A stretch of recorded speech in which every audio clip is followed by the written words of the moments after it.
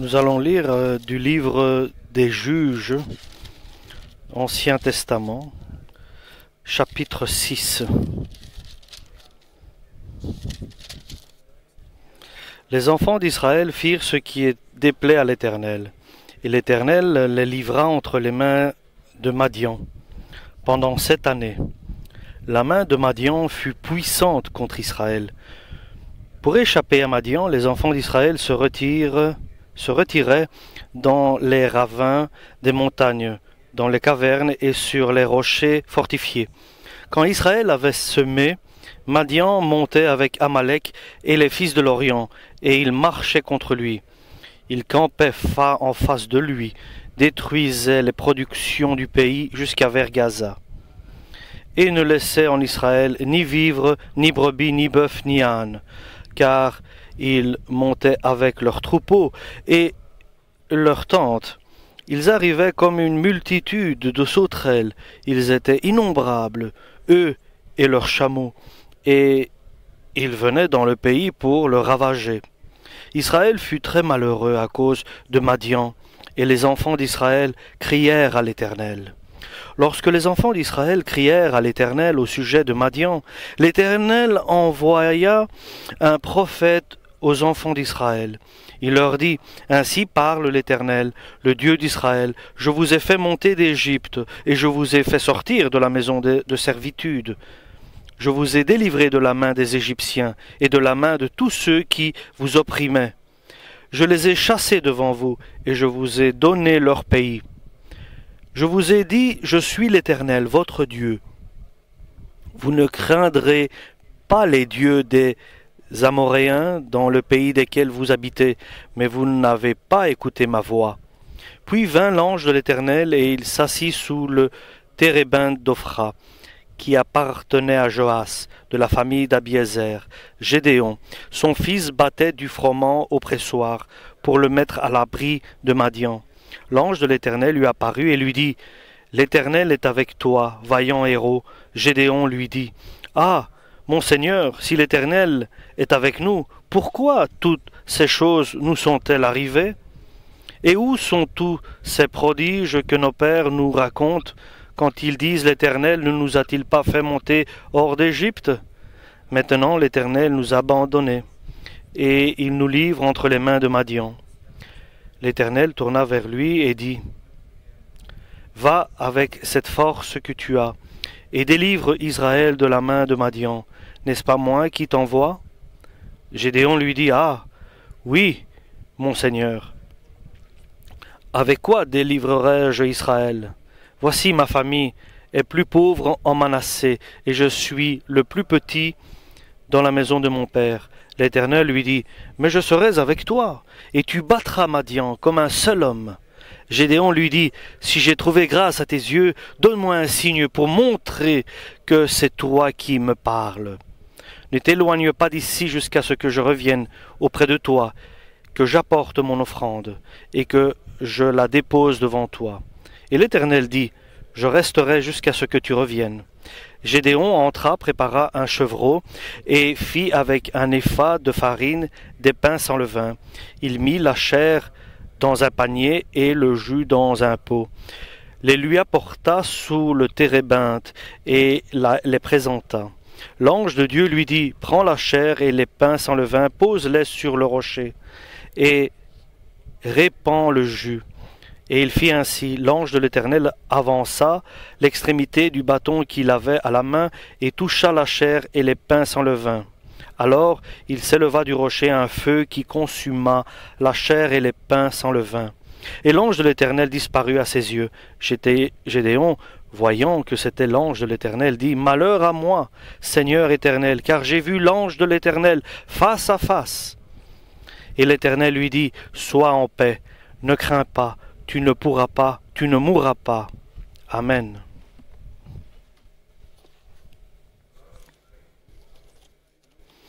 Le peuple d'Israël, c'est un peuple de Dieu. Et par révélation de la part de Dieu, il reçoit la sagesse. Un peuple qui a reçu la grâce de Dieu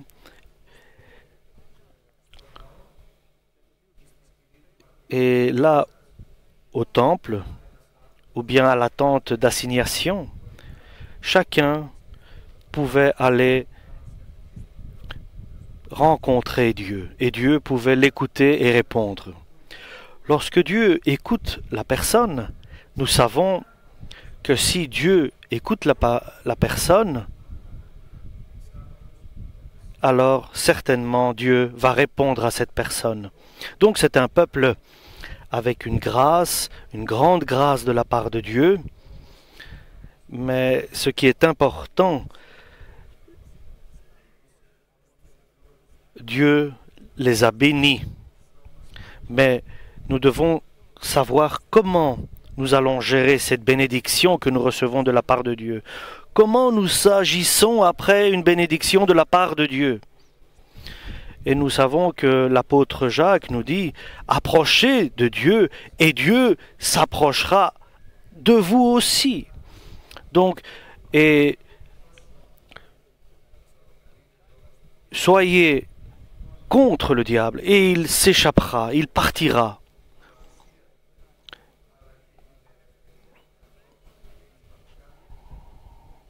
Dans la présence de Dieu, les esprits malins ne peuvent pas nous approcher. Et nous savons que ce peuple-là était toujours dans la joie avec Dieu, avec la grâce de Dieu, la protection de Dieu, et ce peuple devait toujours glorifier Dieu.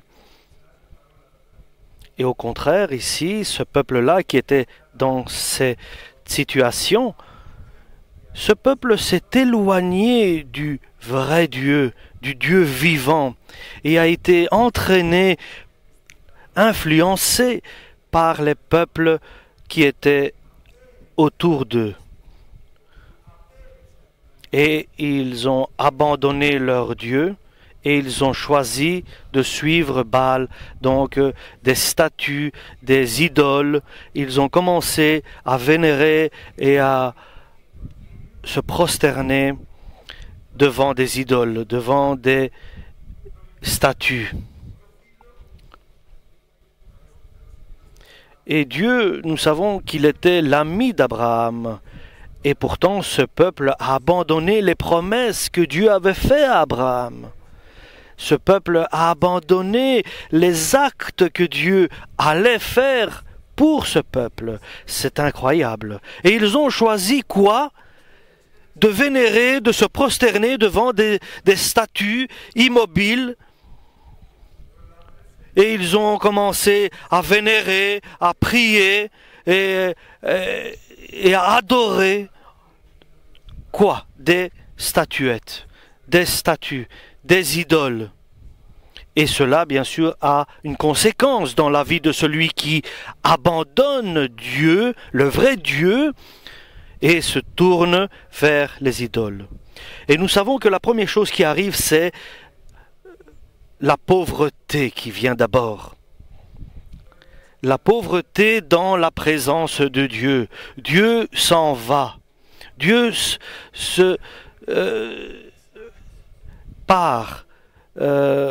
Il s'en va. Et l'homme reste là, seul alors, avec ses problèmes et ses soucis. Et il y a aussi la crainte qui commence à envahir la personne qui abandonne le vrai Dieu. Il a peur du aujourd'hui, il a peur surtout du lendemain, du futur. Et il a peur même là où il n'y a pas de raison d'avoir peur. Et cela, c'est des certitudes qui viennent immédiatement. Ce sont les résultats de l'apostasie, donc de l'éloignement, de l'égarement de la personne d'avec Dieu. Donc cela est arrivé au peuple d'Israël qui s'est éloigné de Dieu. Et celui qui était le protecteur, celui qui protégeait le peuple d'Israël s'est éloigné. Et il a laissé la place au diable qui s'est approprié, je peux dire, le peuple. Et puisque le peuple adorait et faisaient de l'adoration des idoles, des statues, alors le peuple d'Israël s'est retrouvé sans protecteur. Et les Madianites étaient forts autour d'eux, pas parce qu'ils sont devenus plus forts, mais c'est parce que le peuple d'Israël est devenu plus fragile, plus faible à cause que Dieu les a abandonnés. Et le peuple de Madian a commencé à pousser et à mettre le peuple d'Israël dans l'embarras, dans des difficultés. Et à cause de cela, le peuple d'Israël s'est retrouvé dans des grottes et dans des ravins, dans des endroits pierreux, rocheux, pour se cacher. Mais nous savons que le peuple d'Israël, le peuple de Dieu, a la connaissance que Dieu est bon. Et cette sagesse-là est extrêmement importante. Et le peuple d'Israël sait que Dieu est bon. Il pardonne, il a pitié, il a de la compassion, il est miséricordieux. Et ils ont crié vers Dieu. Ce peuple qui était dans cette souffrance et dans cette débandade où ils étaient partis et un par-ci, un par-là, ils ont crié vers Dieu. Et Dieu les attendait. Dieu a permis cela pour qu'ils reviennent. Et la réponse de Dieu était immédiate. La réponse de Dieu était immédiate à leur demande, à leur prière. Et moi, dit-il, je vous ai retiré d'Égypte et je vous ai sauvé de la main des Égyptiens et de tous ceux qui étaient contre vous et qui vous faisaient souffrir. Et j'ai encore le désir de vous aider. Et je vous avais donné cette terre, mais cette terre que je vous avais donnée, je vous avais ordonné, ne prenez pas en compte les idoles des voisins, des peuples voisins. Ne vous prosternez pas devant ces idoles, devant ces statues de ces peuples voisins qui vous entourent. Mais vous n'avez pas écouté. Vous avez désobéi à ma parole. Et ça, c'est le résultat de votre désobéissance. Et Dieu leur a dit cela. Et il leur a dit. Et alors maintenant, nous allons voir ce que Dieu va faire pour libérer Israël de la main des Madians. Comment Dieu va libérer ce peuple désobéissant.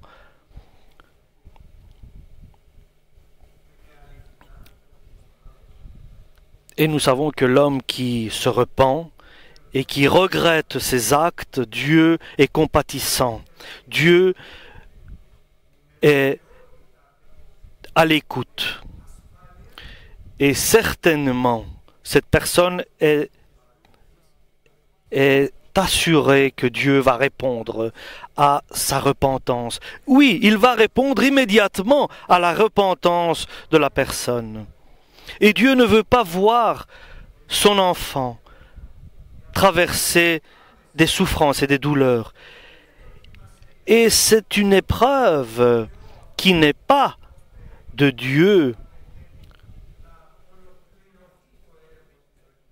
Et Dieu n'attend pas que cette œuvre soit accomplie totalement, cette épreuve de douleur, mais c'est une épreuve de douleur du diable qui vient et qui fait ses propres...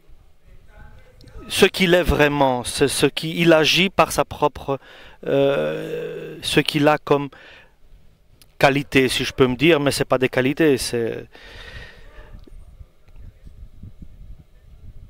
Et maintenant, Dieu va accomplir ce qu'il doit faire pour libérer ce peuple.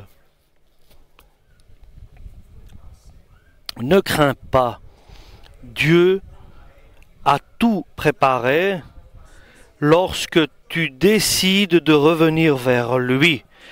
Lorsque tu décides de revenir vers Dieu et de crier vers lui, qu'il t'aide de tout ton cœur, il répondra immédiatement.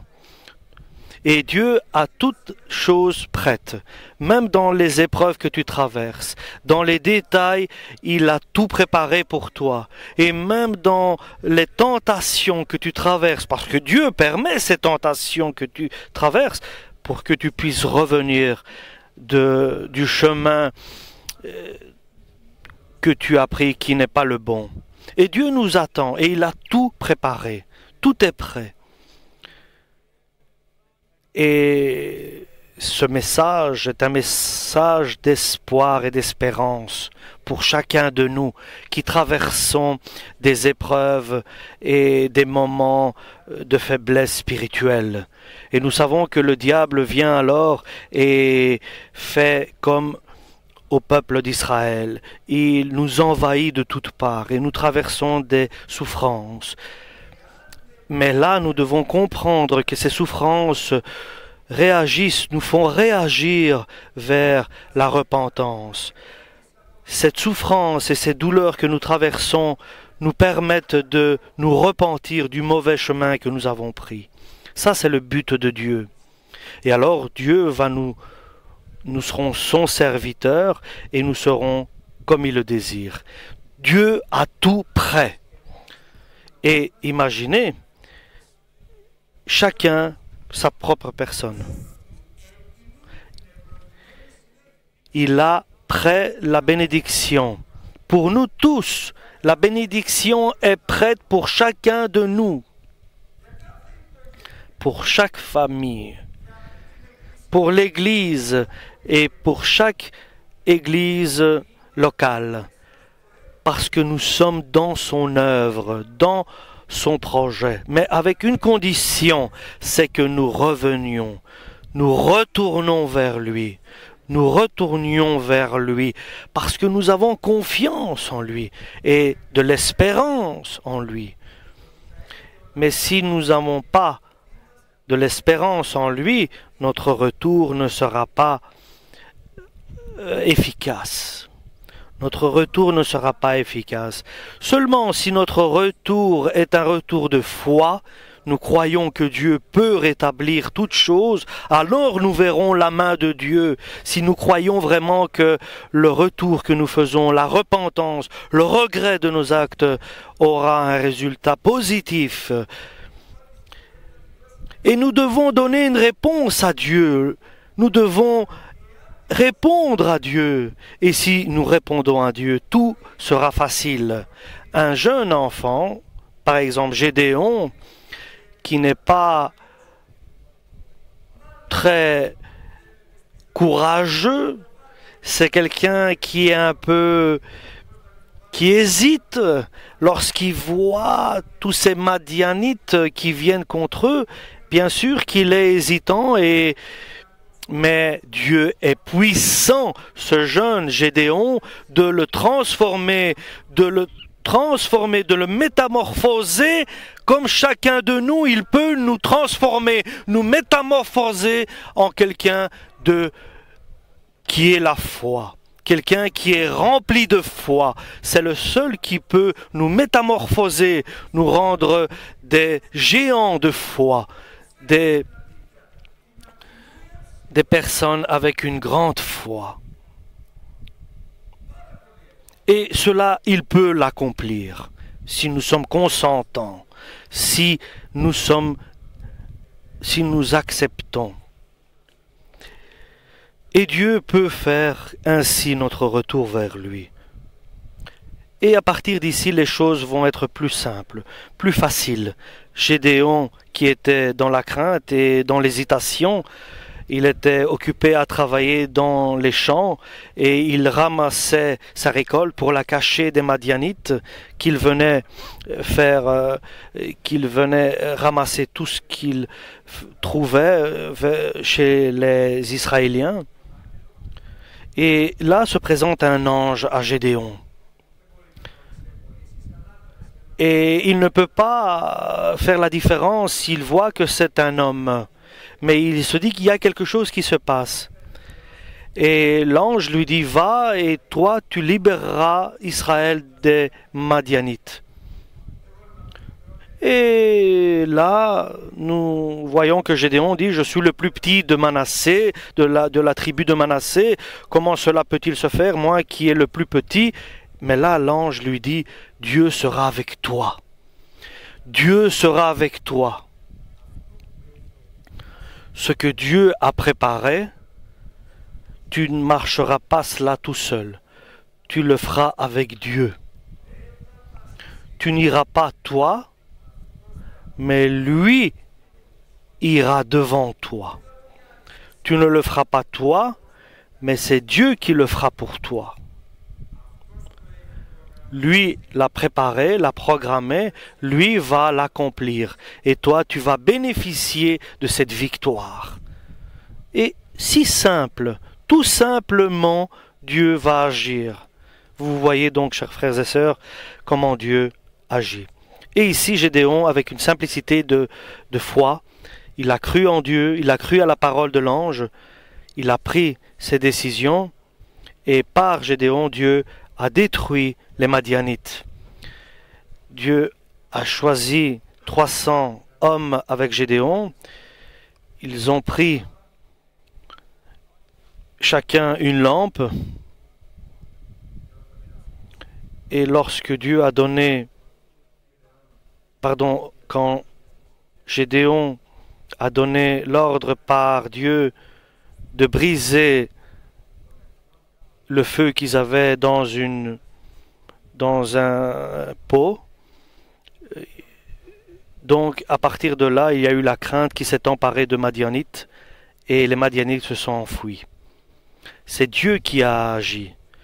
Dieu a mis la crainte et la peur dans le cœur des Madianites si facilement. Ils avaient l'angoisse et la crainte dans le cœur des Madianites, et ainsi Israël a pu être libéré de ses envahisseurs. Lorsque nous voyons des difficultés, lorsque notre cœur a peur et craint, lorsque notre esprit n'est pas persuadé de Dieu, alors Dieu a tout préparé. Dieu a tout prêt pour nous.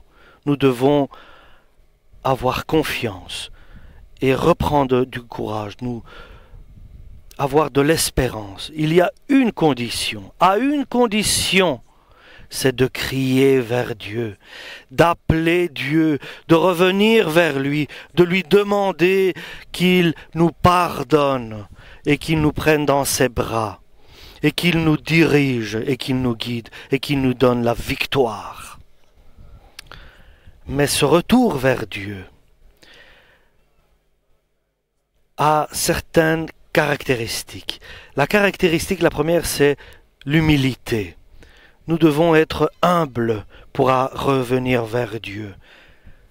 Être fidèles, être sincères, et nous devons rechercher Dieu et être profondément déçus de nos actes. Et nous voulons aussi que Dieu certifie qu'il va nous aider, comme nous voyons avec Gédéon. Un signe il a demandé, que Dieu va vraiment l'aider. Parce que lorsque nous allons marcher, avancer, nous devons être persuadés, certains que Dieu sera avec nous. Ne croyez pas, celui qui hésite dans son cœur pourra accomplir quelque chose. Parce qu'avec hésitation et doute, nous arrivons à rien. C'est quelqu'un qui a deux choix. C'est quelqu'un qui est pris entre deux choix, entre deux opinions, deux avis, deux décisions. Donc, soyons clairs. N'hésitons pas et marchons de victoire en victoire et de gloire en gloire jusqu'au jour où le Seigneur viendra nous donner la victoire totale. Ne craignons rien, chers frères et sœurs. N'ayons pas peur, chers frères et sœurs. N'ayons pas peur. Aucune arme n'a la capacité, la possibilité de nous toucher. C'est le Seigneur qui nous protège. Mais craignons notre cœur. Ayons peur de notre cœur qui nous détournent, qui nous égarent, qui nous trompent. Alléluia. Et demandons de l'aide à Dieu. Et Dieu va nous libérer, va nous aider. Et